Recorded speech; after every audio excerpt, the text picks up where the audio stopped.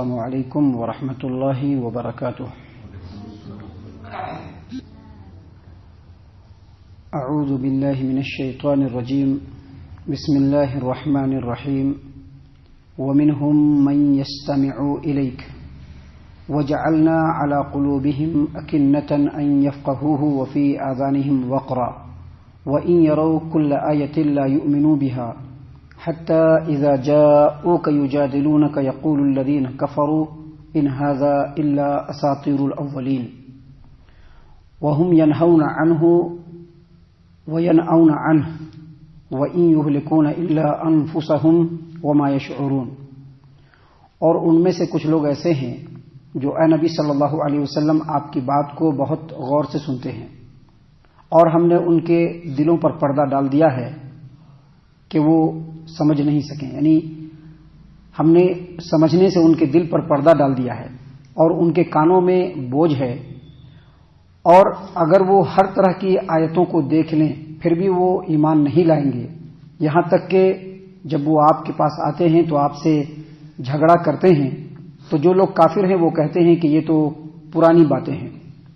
وہ لوگ دوسروں کو حق بات سے روکتے ہیں اور خود بھی رکتے ہیں، اور ان کو شعور نہیں ہے کہ اس طرح کرنے سے وہ خود اپنے آپ کو ہلاک کر رہے ہیں. محترم سامعین کرام، سورۃ الانعام سورہ نمبر 6 اور اسی سورت سے ابھی آپ کے سامنے آیت نمبر 25 اور آیت نمبر 26 یہ دو آیات تلاوت کی گئی، اور دونوں آیتوں کا ترجمہ بھی آپ کی خدمت میں اللہ تبارک و تعالیٰ کی توفیق سے پیش کیا گیا. سامعین کرام، اس آیت کریمہ میں اللہ تبارک و تعالیٰ نے فرمایا ہے کہ کفار و مشرکین میں سے، منافقین میں سے، یہودیوں میں سے بعض لوگ ایسے ہیں جو اے نبی صلی اللہ علیہ وسلم آپ کی بات کو بہت غور سے سنتے ہیں، بڑی گہرائی سے سنتے ہیں، لیکن آگے اللہ نے فرمایا کہ ہم نے ان کے دلوں پر ان باتوں کو سمجھنے سے پردہ ڈال دیا ہے. ان باتوں کو سمجھنے سے اللہ تبارک و تعالیٰ فرما رہے ہیں کہ ہم نے پردہ ڈال دیا ہے، اور ان کے دلوں ان کے کانوں میں بوجھ ہے. سامعین کرام، کفار و مشرکین میں سے بھی اور یہود و نصارہ یہودیوں میں سے بھی بعض لوگ نبی صلی اللہ علیہ وسلم کے مجلس میں حاضر ہوتے تھے، اور حاضر ہو کر کے آپ صلی اللہ علیہ وسلم کی باتوں کو بہت غور سے سنتے تھے، بہت غور سے سنتے تھے. لیکن سننے کا مقصد کیا ہوتا تھا؟ سننے کا مقصد ہوتا تھا کہ ان باتوں کے اندر کچھ ایسی بات مل جائے جو ایشو بنانے کے لیے بنے، جن باتوں کے اندر غلطی ہو تو اعتراض کریں، اس کے ذریعے سے مسلمانوں کا مذاق اڑائیں.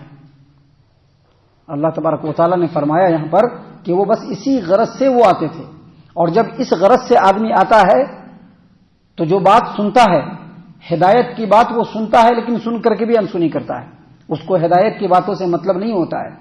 اسی وجہ سے اللہ نے فرمایا کہ اللہ نے ان کے دلوں پر پردہ ڈال دیا ہے.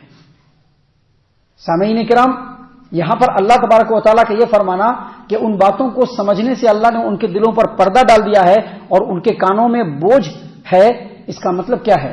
اس کا مطلب یہ کہ اللہ نے پردہ نہیں ڈالا ہے، کیونکہ ان کی حرکت ہی ویسی ہے، وہ ایسی حرکت ہی کر رہے ہیں.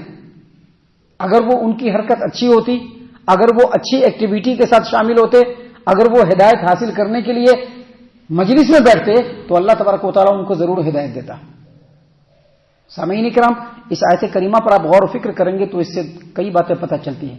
ایک یہ کہ دنیا میں کچھ ایسے لوگ ہیں جو قرآن کریم کی باتوں کو، حدیث کی باتوں کو سنتے ہیں. سننے کا مقصد یہ ہوتا ہے کہ ہدایت وغیرہ کچھ حاصل نہیں کرنا ہے، دیکھیں کہ اس میں کون سی بات، کیسا بول رہا ہے عالم، کس انداز سے بول رہا ہے عالم، اور اس کے اندر کچھ غلطی ہے کہ نہیں، اور اگر غلطی ہے تو فوراً اس کو پکڑ لیتے ہیں. اس آیت کریمہ سے یہ بھی پتہ چلتا ہے کہ نبی اکرم صلی اللہ علیہ وسلم کے زمانے میں بھی نبی صلی اللہ علیہ وسلم کی مجلسوں میں جب بیٹھتے تھے لوگ تو بہت غور سے باتوں کو سنتے تھے. اس سے کیا پتہ چلا کہ جب اس طرح کی مجلس قائم ہو تو ہر چیز سے بے نیاز ہو جانا چاہیے اور ان باتوں کی طرف غور و فکر لگا دینا چاہیے، کیونکہ یہ جو مجلس ہے یہ نبی اکرم صلی اللہ علیہ وسلم کی وراثت میں یہ مجلس ہے. آپ صلی اللہ علیہ وسلم کی وراثت کن کو ملی ہے؟ علماء کرام کو ملی ہے. علماء کرام آپ صلی اللہ علیہ وسلم کے وراثت کے حاملین ہیں، اور وہ جو بات بتاتے ہیں وہ اپنی طرف سے نہیں بتاتے ہیں، وہ اللہ تبارک و تعالیٰ کی تعلیم کو آپ کے سامنے پیش کرتے ہیں، وہ نبی اکرم صلی اللہ علیہ وسلم کی تعلیم کو آپ کے سامنے پیش کرتے ہیں. اب جب اللہ کی تعلیم اور نبی کی تعلیم آپ کے سامنے پیش کیا جائے اور آپ ادھر ادھر کے کاموں میں مشغول ہو تو یہ اس کی بے رغبتی ہے، یہ اس کی بے رغبتی ہے. لہذا ایسی مجلسوں میں جب بیٹھا جائے تو بہت غور سے سننا چاہیے. ابھی بعض لوگ کہتے ہیں کہ ٹیسٹ نہیں آتا ہے، ٹیسٹ سے نہیں، اس میں بولا کیا جا رہا ہے اس کو سنا جائے. ابھی آگے انہی باتوں کو بیان کیا جا رہا ہے. اسی آیت کریمہ میں اللہ تبارک و تعالیٰ نے فرمایا، اللہ نے کیا فرمایا کہ بعض لوگ ایسے ہیں جو آپ کی مجلس میں بیٹھتے ہیں اور باتوں کو بہت غور سے سنتے ہیں.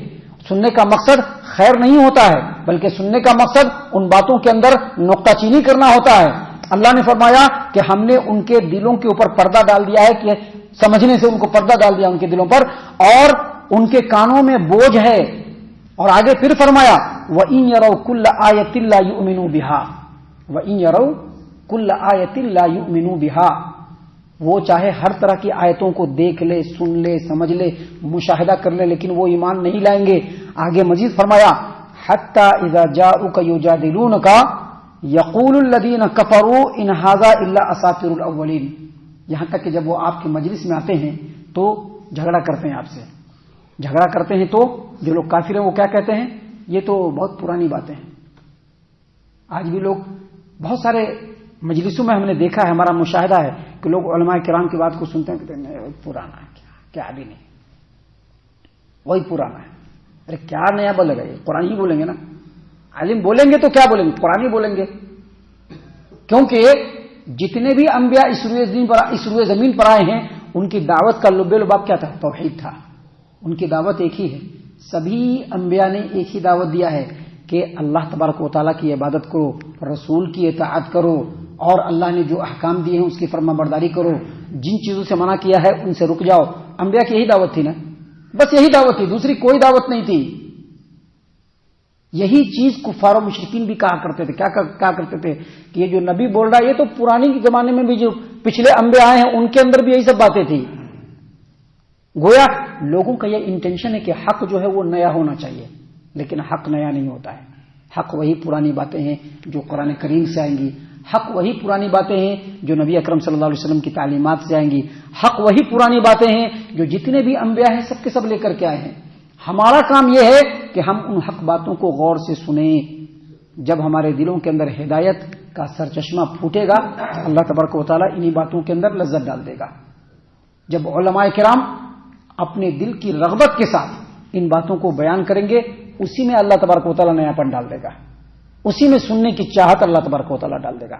لیکن ہمارا کام کیا ہے کہ جب ہمارے سامنے اللہ کی بات ہو، اللہ کے رسول صلی اللہ علیہ وسلم کی بات ہو، ان باتوں کو بہت غور سے اور گہرائی سے سننا چاہیے.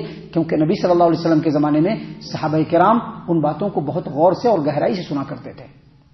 سامعین کرام، اللہ تبارک و تعالیٰ نے اگلی آیت کریمہ میں بیان فرمایا وَهُمْ يَنْهَوْنَ عَنْهُ وَيَنْأَوْنَ عَنْهُ. وہ لوگ خود بھی حق بات سے رکتے ہیں، دور رہتے ہیں، اور لوگوں کو بھی حق بات سے دور کرتے ہیں. یہ کفار و مشرکین کی بات ہے اور یہودی کی بات ہے. یہودی لوگ جو نبی صلی اللہ علیہ وسلم کے زمانے میں تھے اور مکہ کے جو کفار تھے اور اس کے علاوہ جو مشرکین تھے ان کا یہ چلن تھا، ان کا یہ شیوا تھا، ان کا یہ طریقہ تھا کہ وہ خود بھی حق بات کو سنتے نہیں تھے اور لوگوں کو بھی روکتے تھے. آج بھی آپ شہروں کا دورہ کر لیجئے، سماج و معاشرے کے حالات کو جا کر کے دیکھ لیجئے. اگر کسی شہر میں، کسی سماج و معاشرے میں اللہ تبارک و تعالیٰ نے ایسا موقع پیدا کر دیا ہے کہ وہاں پر حق بات لوگوں کے سامنے بیان کیا جا رہا ہو تو جو غلط ایلیمنٹس ہوتے ہیں وہ تو خود بھی اس سے دور رہتے ہی ہیں، دوسروں کو بھی بھڑکاتے ہیں، دوسروں کو بھی دور کرنے کی کوشش کرتے ہیں.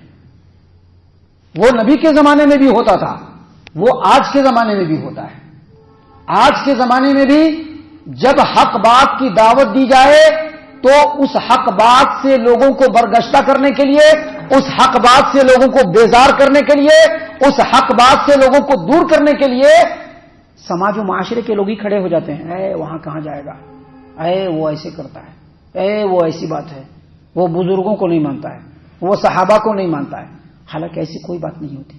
وہ بزرگ کو بھی ماننے والے ہوتے ہیں، وہ صحابہ کو بھی ماننے والے ہوتے ہیں، وہ قرآن کریم کی بات لوگوں کے سامنے پیش کرتے ہیں، وہ حدیث مبارکہ کی بات لوگوں کے سامنے پیش کرتے ہیں.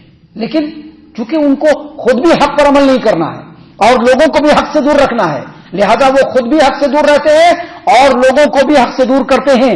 اللہ تبارک و تعالیٰ نے ایسے ہی لوگوں کے بارے میں کہا وَهُمْ يَنْهَوْنَ عَنْهُ وَيَنْأَوْنَ عَنْهُ، وہ لوگ خود بھی حق سے دور رہتے ہیں اور لوگوں کو بھی حق سے دور کرتے ہیں.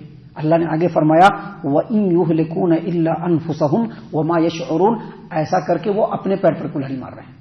اپنے پیر پر کیسے کلہاڑی مار رہے ہیں؟ خود تو حق سے دور ہیں، خود تو حق سے دور ہیں، وہ اس کا تو گناہ پڑ رہا ہے ان کو، لیکن دوسروں کو جو حق سے دور کیا تو دوسرا جو ان کے کہنے کی وجہ سے حق سے دور ہوا اس کا گناہ تو اس آدمی پر پڑے گا بھی، لیکن جس نے روکا ہے اس گناہ کا ایک حصہ اس کے اوپر بھی آئے گا. اسی لیے اللہ نے فرمایا وَإِن يُهْلِكُونَ إِلَّا أَنفُسَهُمْ، ایسا کر کے وہ اپنے آپ کو ہلاک کر رہے ہیں لیکن ان کو سمجھ میں بات نہیں آ رہی ہے. وہ خود اپنے پیر پر کلہاڑی مار رہے ہیں. ان کو تو کرنا یہ چاہیے تھا کہ خود بھی حق بات سنتے، لوگوں کو بھی حق کی طرف لاتے، لیکن یہ خود بھی حق سے دور ہو رہے ہیں اور لوگوں کو بھی حق سے دور کرنے کی کوشش کر رہے ہیں. اور میں بتلا رہا ہوں کہ یہ بات بالکل فیکٹ ہے. آج کے زمانے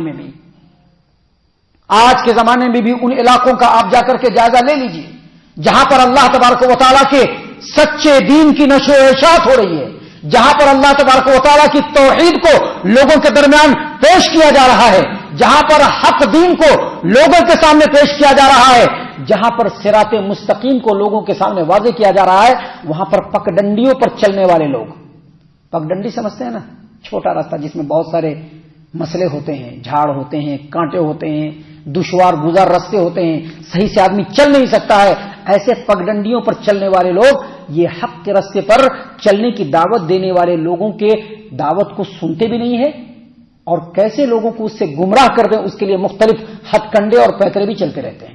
اللہ نے ایسے لوگوں کے یہاں پر اس آیت کریمہ میں تنبیہ فرمائی ہے.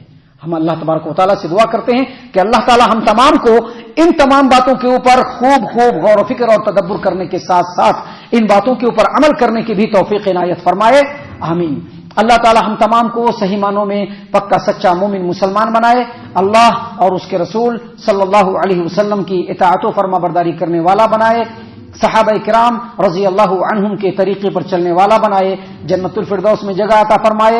اے اللہ ہم تمام کو جہنم سے پناہ دے. اے رب العالمین ہم تمام کو جہنم سے پناہ دے. اے مالک الملک ہم تمام کو جہنم سے پناہ دے. آمین یا رب العالمین. وما علینا الا البلاغ المبین. الذي نزل الفرقان على عبده ليكون للعالمين نذيرا